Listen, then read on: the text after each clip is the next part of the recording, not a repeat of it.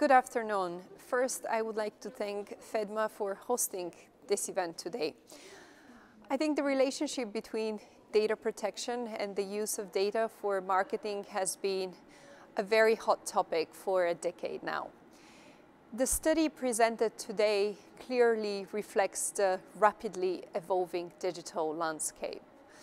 Consumers want a more personalized approach from marketing opportunities while respecting their right to privacy. It is, in a way, now the role of regulators and businesses to show consumers that this can be a mutually beneficial relationship and not two concepts that have to fight against one another. If this proposal is balanced correctly, I think one can make the other stronger but also more effective.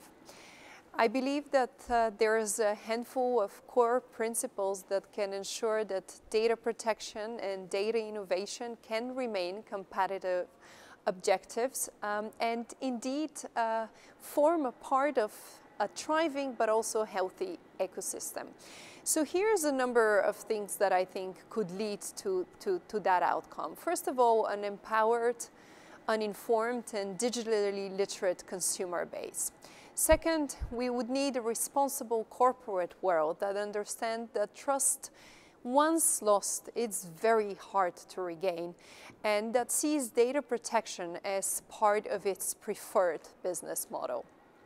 Thirdly, I think regulators that provide a future-proofed and easy-to-implement legal framework will be key. Because, as we've witnessed in the past couple of weeks, we do live in a very rapidly changing world.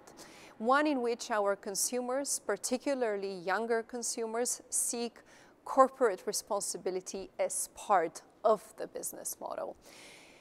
Going back to the study that's presented today, I think it shows that the majority of global consumers remain, so to say, data pragmatists. It is no doubt due to an increased reliance on online services and digital tools during the pandemic that this is the case.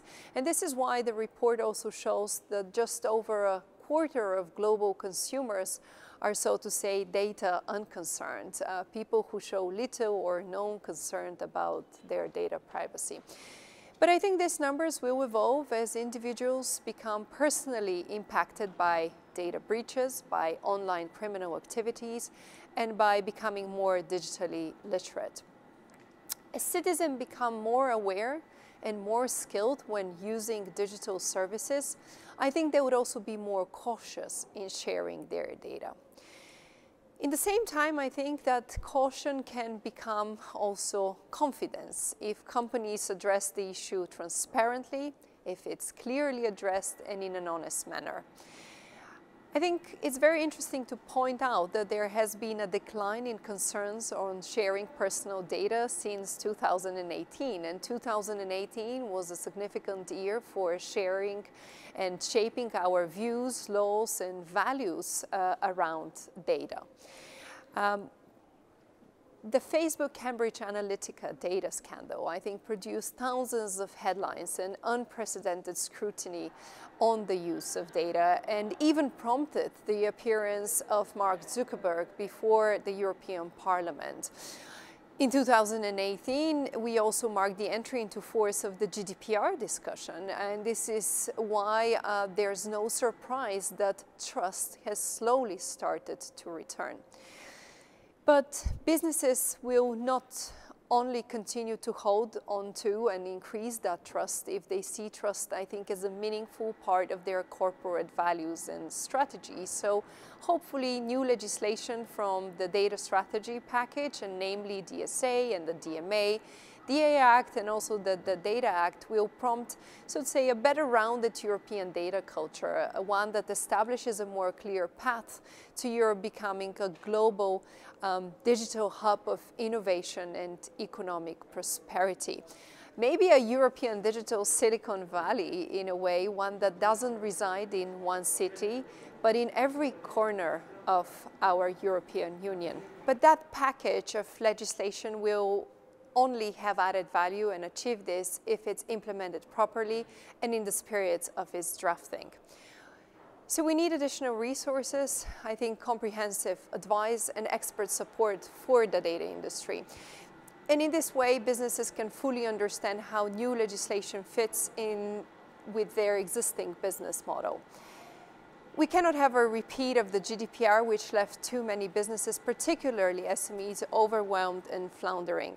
But this will not just be one piece of legislation, it will be many. So implementing each new law and its requirements cannot be a case of lifting a square peg into a round hole or a case of overlapping obligations.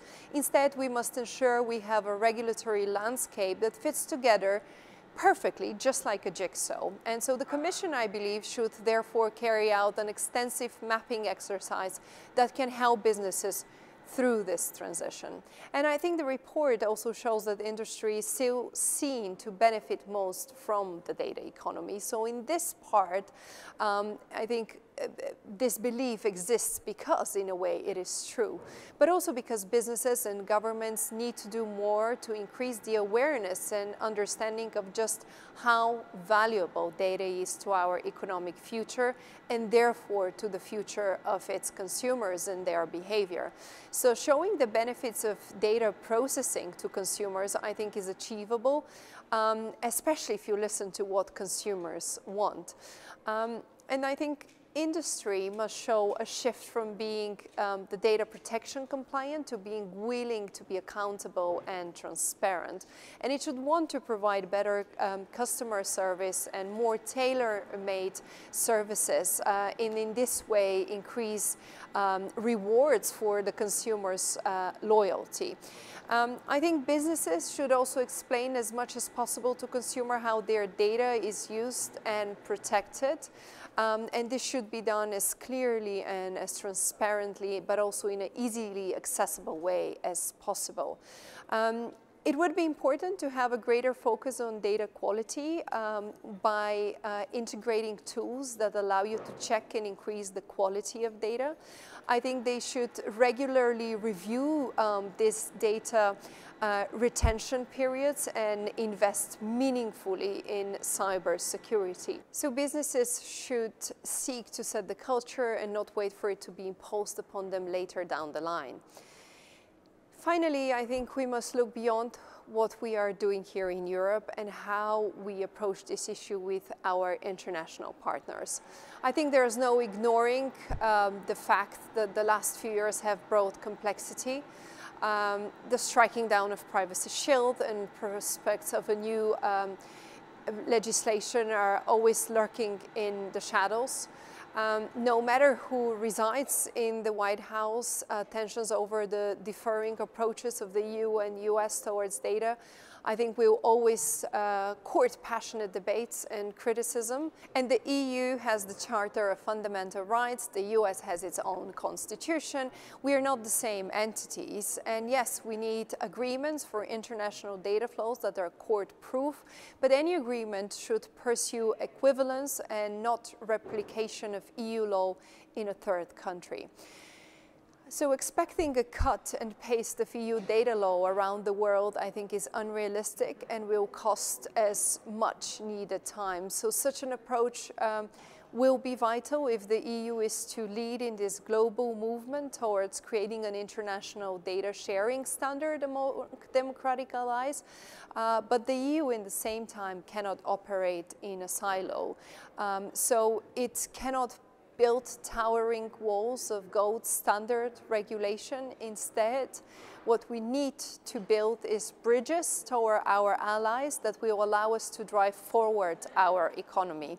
And only then we will be able to face down the competitive edge of China and others.